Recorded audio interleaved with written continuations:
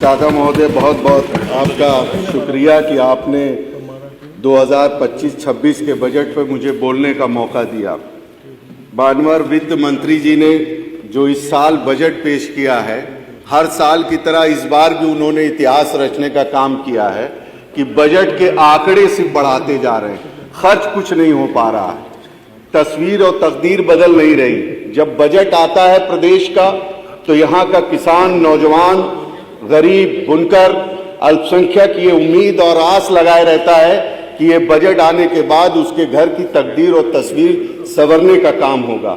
लेकिन जब बजट आया तो उनके घरों पे ये डबल इंजन की सरकार का बजट बहुत मायूसी लेके आया। मैं कहना चाहूंगा कि ये जो बजट है सिर्फ आंकड़ों का बजट है। आप देख लें, पिछली साल भी ऐतिहासिक बजट पेश किया गया था, लेकिन विभागों के आंकड़े मंगवा के देख लें तो बजट किसी विभाग ने पूरा खर्च नहीं किया। मैं कुछ खास विभागों की बात करता हूं तो ऊर्जा विभाग ने सिर्फ 65% खर्च किया। बड़ी बड़ी बातें होती हैं। खाद्य रसद 49%, लोक निर्माण लगभग 60%, समाज कल्याण जो पिछड़े समाज के लिए बनाया गया वो 32% लगभग, और अल्पसंख्यक विभाग 44% ही खर्च कर पाया। ये दाग दाग उजाला, ये शब गजीदा शहर, ये दाग दाग उजाला, ये शब गजीदा शहर, वो इंतजार था जिसका, ये वो शहर तो नहीं। मैं कहना चाहूंगा कि बात होती है किसानों की आय दुगनी करने के लिए, लेकिन किसानों की आय दुगनी नहीं हो रही। उनके जो सामान है उस पर भी जीएसटी लगाकर, टैक्स लगाकर महंगा किया जा रहा है। उनकी लागत महंगी है लेकिन दाम नहीं मिल पा रहा है। जिस क्षेत्र से मैं आता हूं, गन्ना किसान क्षेत्र है, हम दिल की गहराइयों से अपने पूर्व मुख्यमंत्री आदरणीय अखिलेश यादव जी का शुक्रिया अदा करते हैं कि उन्होंने आजमगढ़ जैसी जगह पे, जहां कोई उद्योग, कोई रोजगार नहीं था, वहां उन्होंने एक बड़ी चीनी मिल लगाने का काम किया। लेकिन सरकार की मंशा सही नहीं दिखती, वो चीनी मिल आज बंद होने की कगार पे जा रहा है। वहां किसान पर्चियों के लिए किसानों का उत्पीड़न हो रहा है। और तो और वहां की जो मिली भगत है, जो उसकी क्षमता है 35,000 की, लेकिन पिराई 20,000 हो रही है, और किसानों को प्राइवेट चीनी मिलों में औने पौने दाम अपने गन्ने को बेचने का काम हो रहा है।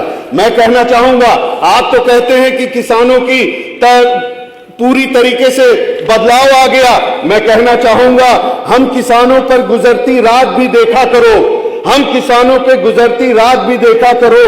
साहिब आलम, कभी किसानों के घर के हालात भी देखा करो। सिर्फ शहरों में नहीं बसता ये हिंदुस्तान, बंदा परवर गांव के हालात भी देखा करो।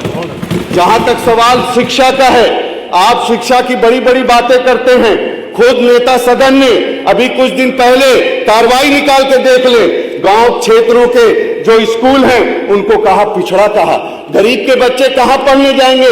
प्राइवेट स्कूलों पे आपका कोई अंकुश नहीं है। वो मनमाने तरीके से फीस ले रहे हैं, वो मनमाने तरीके से किताबों को जो आपने महंगी कर दी, टैक्स लगा दिया, पेंसिल, पेन, किताबों पे टैक्स लगा दिया, और आज गरीब के बच्चे अच्छी शिक्षा लेने के लिए महरूम हैं। मैं कहना चाहूंगा, उसने पढ़ा सदन में करोड़ों का फिर बजट, उसने सदन में करोड़ों का फिर बजट, लेकिन उदास लोगों के चेहरे नहीं पड़े।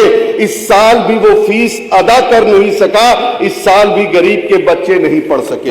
मानवर, मैं कहना चाहूंगा, ये प्रदेश की जनसंख्या में सबसे बड़ी भागीदारी नौजवानों की है। आज नौजवान नौकरी के लिए तरस रहा है, बेरोजगार है।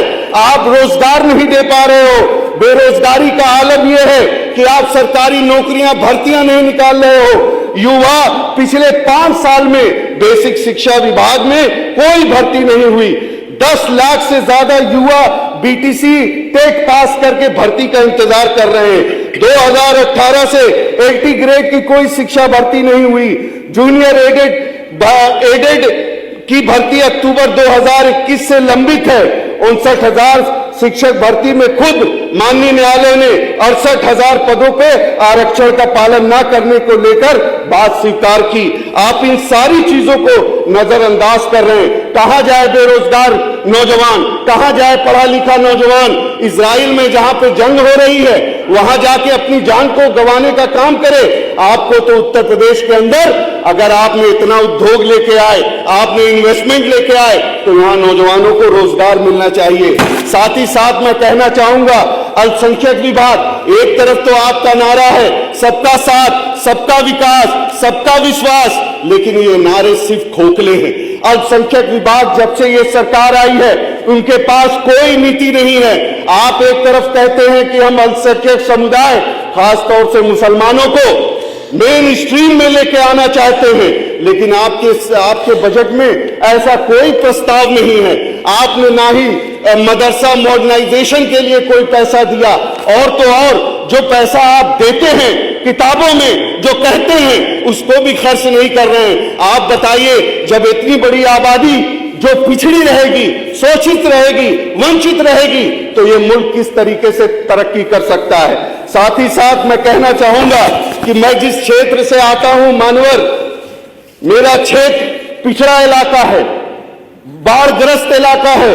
मैं 2017 से लगातार मांग कर रहा हूं इस सदन में कि मेरे क्षेत्र में तहसील नहीं है। गरीबों को 40 किलोमीटर, 50 किलोमीटर इंसाफ के लिए जाना पड़ता है। मेरे क्षेत्र में एक तहसील बना दी जाए। रिपोर्ट आ गई, सब कुछ आ गया, लेकिन तहसील निर्माण का अभी तक कोई अता पता नहीं है। साथ ही साथ पिछड़े इलाके में गरीब बच्चियां कहां जाएंगी पढ़ने? वहां पर प्राइवेट स्कूल हैं, फीस वो अदा नहीं कर पा रही हैं। एक गवर्नमेंट डिग्री कॉलेज बना दिया जाए, कोई सुनवाई नहीं। एक सड़क है बनकट जयगांव मार्ग, जो आधा चौड़ीकरण होकर रुका हुआ है, उसका शेष मार्ग को भी चौड़ीकरण करा दिया जाए, लेकिन उस पर भी कोई सुनवाई नहीं। एक महाजी सिंहवाड़ा है, नुनिया का पूरा बाढ़ग्रस्त इलाका है, लोगों की खेती नदी उस पार है। मैं मांग करता हूं कि उस छोटी सरजू पे पुल निर्माण करा दिया जाए, लेकिन कोई सुनवाई नहीं है। और एक चिकनावा ढाला है, वहां पुल निर्माण करा दिया जाए, लेकिन कोई सुनवाई नहीं है। देवारा क्षेत्र जो बाढ़ग्रस्त इलाका है, हर साल बाढ़ से कई लोगों की मौतें हो जाती हैं। अब तो मेरे क्षेत्र में नगर पालिका बिलरियागंज बना दिया गया है। मेरी मांग लगातार चली आ रही है कि एक 100 बेड का सुपर स्पेशलिस्ट हॉस्पिटल बना दिया जाए, लेकिन ये सरकार दम तो भरती है अच्छे इलाज के लिए, अच्छी सुविधा के लिए, लेकिन गरीब के घर में, पिछड़े इलाके में एक हॉस्पिटल भी नहीं बना पा रही है। साथ ही साथ हमारे यहाँ एक पतिला गौसपुर है बिलरियागंज ब्लॉक में, वहां पर पतिला गौसपुर पिच रोड से बरौली दिवाकर पट्टी पिच रोड तक नव निर्माण करा दिया जाए। मैं आपका शुक्रिया अदा करते हुए इस शेर से अपनी बात को खत्म करूंगा। हवेली झोपड़ी सबका मुकद्दर फूट जाएगा, हवेली झोपड़ी सबका मुकद्दर फूट जाएगा, अगर ये साथ हिंदू और मुसलमानों का छूट जाएगा। दुआ कीजिए ये प्यार के रिश्ते रहे कायम, दुआ कीजिए कि ये प्यार के रिश्ते रहे कायम। ये रिश्ता टूट जाएगा तो भारत टूट जाएगा। बहुत बहुत शुक्रिया, धन्यवाद। राजेश्वर सिंह जी।